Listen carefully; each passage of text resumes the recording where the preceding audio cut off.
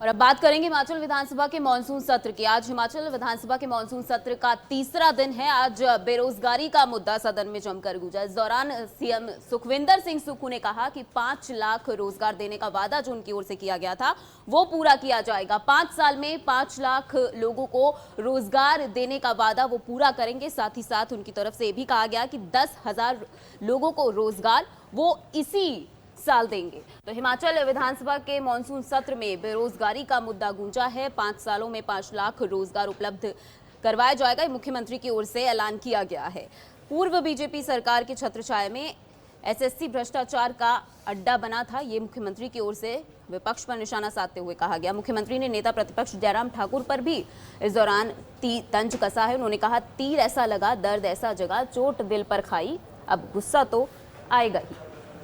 तो शायराना अंदाज में सीएम सुक्खू ने नेता प्रतिपक्ष जयराम ठाकुर पर तंज कसा है। हमारी संवाददाता रेशमा कश्यप लाइव हमारे साथ जुड़ चुकी हैं शिमला से। रेशमा, हिमाचल विधानसभा के मानसून सत्र का तीसरा दिन और बेरोजगारी का मुद्दा जोरों शोरों से गूंजा है। सीएम सुक्खू की ओर से ये दावा किया गया है कि 5 साल में 5 लाख लोगों को रोजगार वो देंगे और अपना वादा पूरा करेंगे। और क्या कुछ इस दौरान रहा, आपसे जानना चाहिए।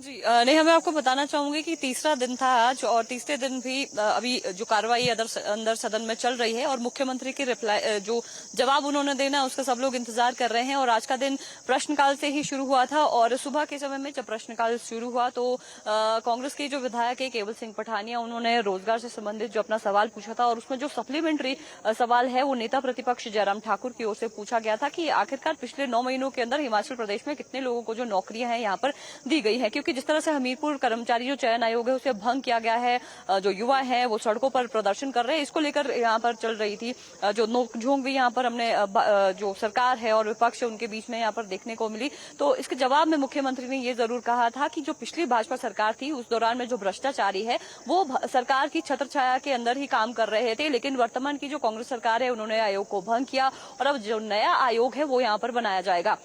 इस साल के अंत तक 10,000 के करीब जो रोजगार है वो प्रदेश सरकार यहाँ पर देगी और इसके साथ साथ जो चयन प्रक्रिया है, जिस तरह से स्टेज वाइज जो बैच वाइज जो भर्तियां हैं वो भी बहुत जल्दी की जाएंगी। इस तरह की बातचीत भी यहाँ पर मुख्यमंत्री द्वारा की गई है। प्रश्नकाल के दौरान इस तरह की क्योंकि रोजगार का जो मुद्दा है वो काफी यहाँ पर उठा और सदन में थोड़ी गहमा गहमी भी हुई, लेकिन उसके बाद जैसे ही क्योंकि पहले दिन से ही यहाँ पर नियम 102 के तहत हिमाचल प्रदेश में आई आपदा को राष्ट्रीय आपदा घोषित करने के लिए जो संकल्प पत्र प्रदेश सरकार की ओर से लाया गया है उस पर चर्चा चल रही है और जो जितने भी सदस्य हैं यहाँ पर वो अपने अपने विचार इसमें यहाँ पर रख रहे हैं। बात अगर हम कहें भाजपा के जो विधायक है उनकी ओर से इस पर जोर दिया जा रहा है कि आपदा के समय में हिमाचल प्रदेश में प्रदेश सरकार की ओर से भाई भतीजावाद किया गया है, उनके साथ भेदभाव यहाँ पर किया गया है। लेकिन जो कांग्रेस के यहाँ पर जितने भी नेता है उनकी ओर से जो विधायक है उनकी ओर से ये कहा जा रहा है कि आपदा के समय में हिमाचल प्रदेश ने अपने रिसोर्सेज के जरिए जो हिमाचल सरकार के पास जो पैसा था उसके जरिए यहाँ पर मदद किया है। मैं आपको बताना चाहूंगी कि जिस तरह से यहाँ पर जब इस पर चर्चा शुरू हुई है तो इसमें सबसे पहले जो कांग्रेस के